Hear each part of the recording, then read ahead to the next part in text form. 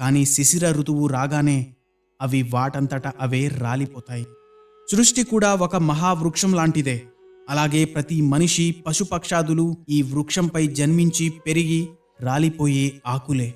రాలిపోవడం అనేది నిశ్చయం. కానీ ఆ మహావృక్షంపై ఉన్నంత వరకు వారు సంఘర్షణలు, శాంతి రెండింటినీ ఆనందించడం వారి కర్తవ్యం.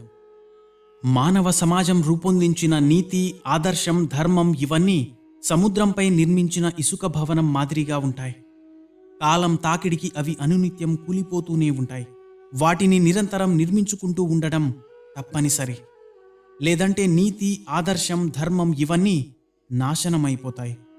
కొందరు మనుషులకే ఈశ్వరుడు శక్తినిస్తాడు ధర్మాన్ని పునఃస్థాపన చేసేందుకు. ఎవరికైతే అటువంటి శక్తి ఉంటుందో వారు సర్వస్వాన్ని కోల్పోయినప్పటికీ ధర్మం కోసం సంఘర్షణని కొనసాగిస్తుంటారు. అది ఆ శ్రీరామచంద్ర ప్రభు కావచ్చు,